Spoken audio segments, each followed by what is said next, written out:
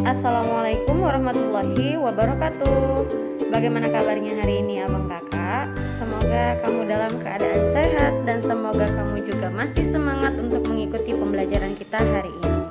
Hari ini kita masih mempelajari tema 3 yaitu tokoh dan penemuan. Tapi tepatnya kita sudah masuk subtema 3. Nah, ini merupakan subtema terakhir dalam tema 3 ini. Nah, tepatnya hari ini kita akan mempelajari pembelajaran 1 dan 2, yaitu ayo menjadi penemu. Nah, silahkan kamu siapkan dulu alat tulis kamu, baik itu buku paket, buku tulis, kemudian alat tulis lainnya seperti pensil, penghapus, dan yang lain sebagainya. Mana tahu nanti sewaktu saya akan menjelaskan ada informasi penting ataupun saat kamu melihat video ini bisa sekaligus mengerjakan latihan soal. Nah, kita mulai pembelajaran kita dengan lafaz basmalah. Bismillahirrahmanirrahim. Semoga pembelajaran kita hari ini diridhoi oleh Allah. Nah, di sini ada keempat tujuan pembelajaran. Yang pertama yaitu kamu harus mampu menulis informasi penting dari teks eksplanasi.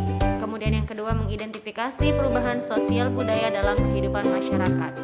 Ketiga, mampu menyebutkan contoh-contoh tindakan yang menunjukkan tanggung jawab atas hak dan kewajiban. Dan yang keempat, mampu menulis informasi penting dari teks eksplanasi ilmiah yaitu tentang ayo menjadi penemu. Nah, inilah tujuan pembelajaran yang harus kita capai. Nah, di materi sebelumnya kan kita sudah mempelajari tentang tokoh-tokoh dunia dan penemuannya. Nah, minggu lalu kita sudah mempelajari tentang tokoh yang menemukan arus listrik, kemudian menemukan lampu pijar, menemukan lampu lalu lintas. Nah, jadi banyak yang kita pelajari. Kemudian ada juga yang menemukan roda. Nah, bagaimana sikap seperti apakah yang harus dimiliki untuk menjadi seorang penemu? Nah, mari kita belajar yaitu dari Pak Habibie. Coba sebelum kita masuk mengenai Pak Habibie, pernahkah kamu mendengar nama Pak Habibie? Iya, pasti sangat pernah ya. Kenapa? Karena beliau itu merupakan tokoh yang sangat penting bagi Indonesia. Nah, inilah dia Pak Habibie atau biasa disebut dengan Eyang Habibie. Nah, jadi nama beliau tersebut yaitu teks ini dengan judul Disiplin dan Kerja Keras Awal dari Sebuah Inovasi yang Cemerlang. Profesor Dr. Ing Baharudin Yusuf Habibie adalah Presiden ketiga Republik Indonesia yang menjadi kebanggaan bangsa Indonesia. Beliau dilahirkan di Parepare yaitu Sulawesi Selatan pada tanggal 25 Juni 1936. Nah, di mana masa kecil Pak Habibie yaitu dilalui di Parepare di tanah kelahirannya. Kemudian sikap hidup disiplin dan kerja keras telah ditunjukkan Habibie sejak kanak-kanak. Ia memiliki semangat tinggi pada ilmu pengetahuan dan teknologi. Kemudian ia melanjutkan SMA di Bandung dan prestasinya selalu menonjol terutama pada pelajaran IPA dan matematika. Nah, bagaimana perjuangan keras beliau di perantauan? Nah, pertama kali selepas SMA beliau masuk ke ITB yaitu Institut Teknologi Bandung.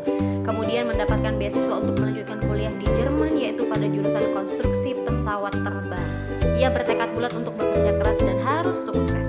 Habibie selalu menggunakan musim liburannya untuk bekerja mencari uang untuk membeli buku sebagai pendukung sekolahnya. Pada tahun 1960, Habibie mendapat gelar diploma Ing di Jerman dengan nilai sempurna.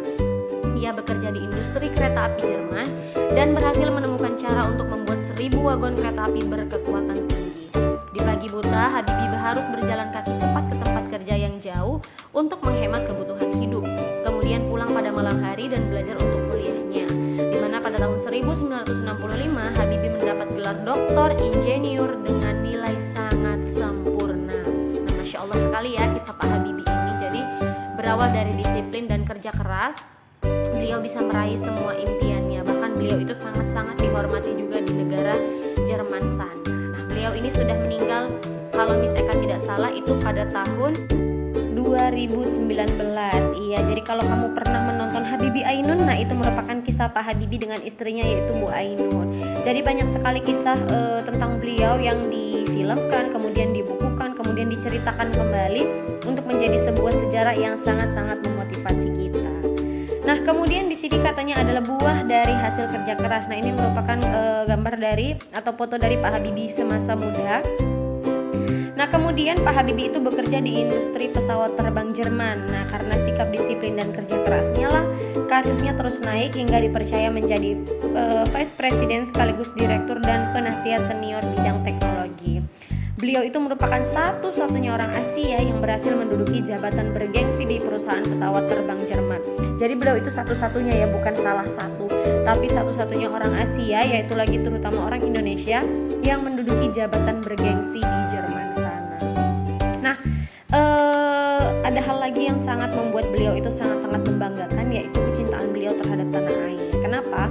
Walaupun beliau itu sudah mendapatkan kehidupan yang sangat-sangat baik, kemudian penghormatan yang sangat-sangat baik, fasilitas segala macam di Jerman, tapi beliau tetap mencintai tanah air. Jadi pada tahun 1968, Habibie mengundang 40 insinyur Indonesia untuk bekerja di Jerman guna mempersiapkan keterampilan dan pengalaman mereka dalam membuat produk industri dirgantara, maritim, dan menjadi penasihat pemerintah di bidang teknologi pesawat terbang. Nah, kemudian ia menjadi Menteri Negara dan Riset Teknologi hingga menjadi Wakil Presiden dan Presiden Republik yang ketiga. Nah, itu tadi mengenai kecintaannya terhadap tanah air. Kemudian prestasi cemerlang yaitu buah dari disiplin dan kerja kerasnya. Kemudian beliau itu menyumbang berbagai penemuan dan teori di bidang konstruksi pesawat terbang, yaitu seperti Habibie Factor, kemudian Habibie Theorem, kemudian dan Habibie Method. Nah, yang dipakai oleh universitas di seluruh dunia.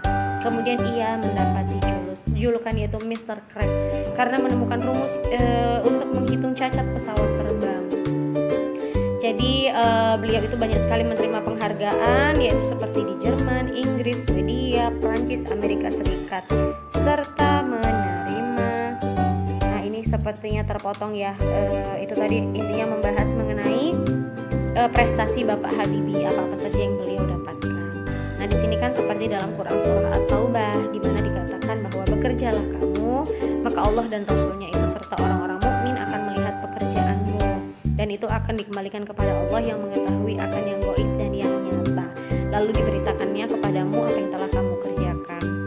Jadi ketika kita bekerja sungguh-sungguh dengan ikhlas, dengan mengharap ridho Allah, dengan niat yang baik, maka Allah akan mempermudah segalanya dan memberikan hasil terbaik untuk kita.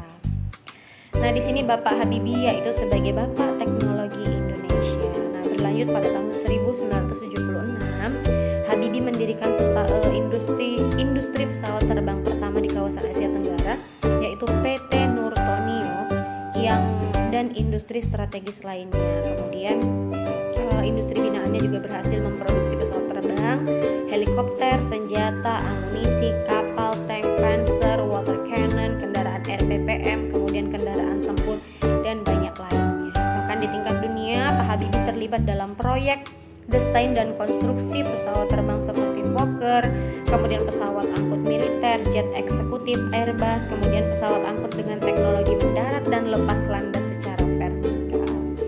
Kemudian Pak Habibie juga secara tidak langsung ikut terlibat dalam proyek perhitungan dan desain helikopter, pesawat tempur multifungsi, kemudian beberapa peluru kendali dan satelit di tingkat dunia.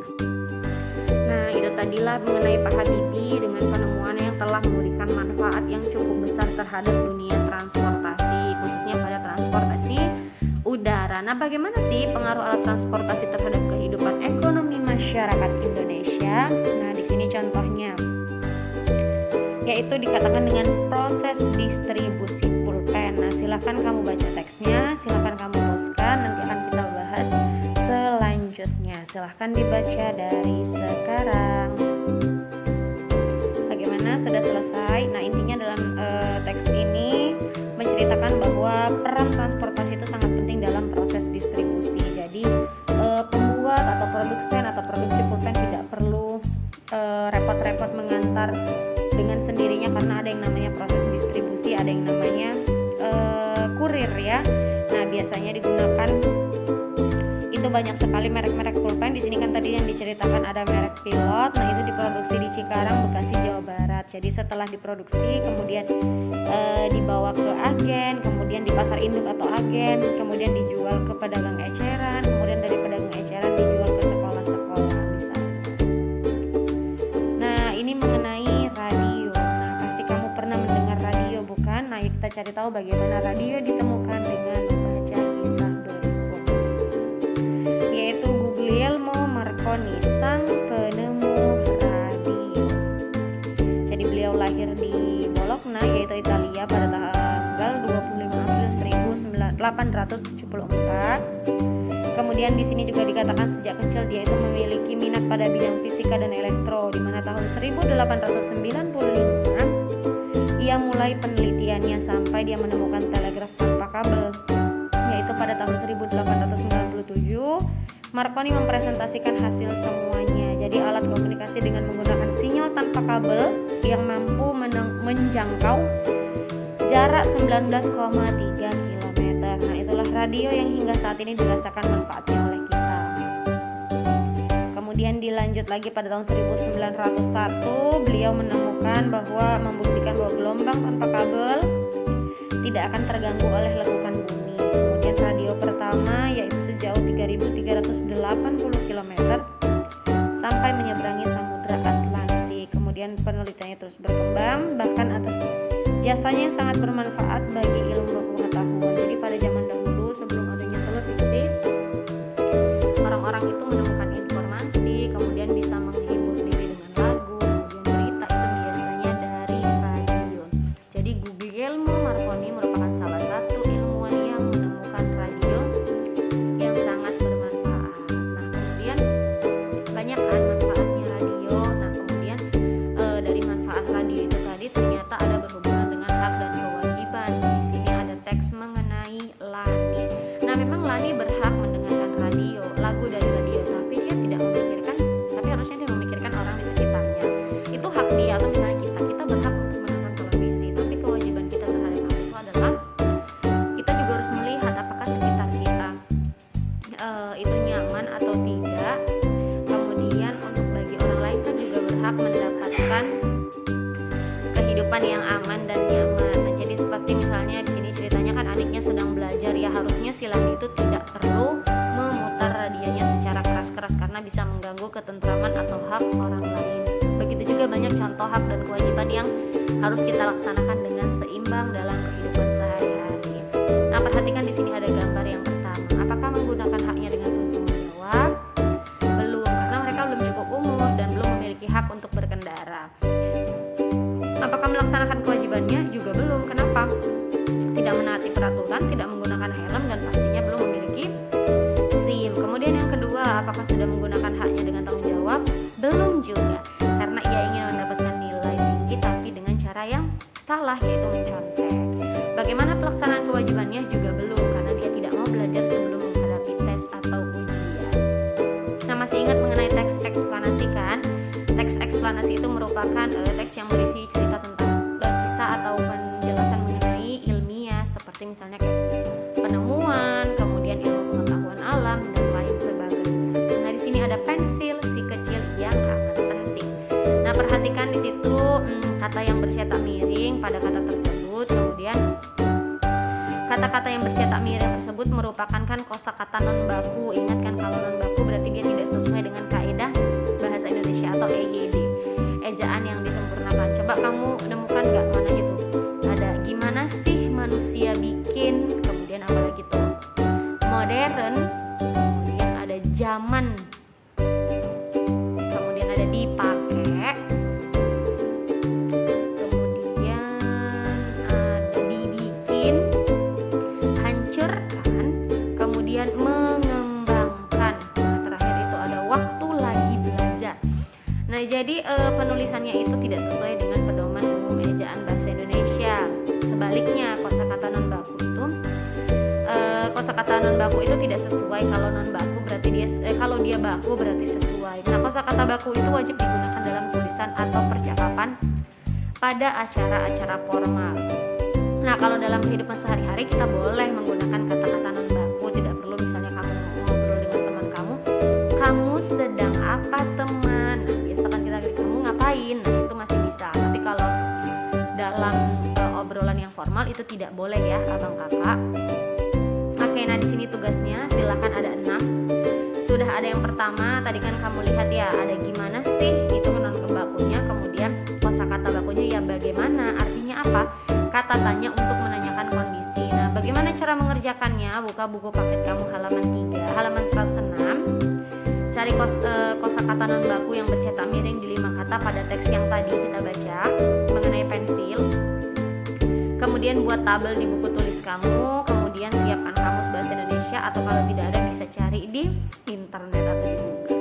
Kalau sudah selesai silakan foto kirimkan ke Google Classroom. Silakan dikerjakan dengan baik.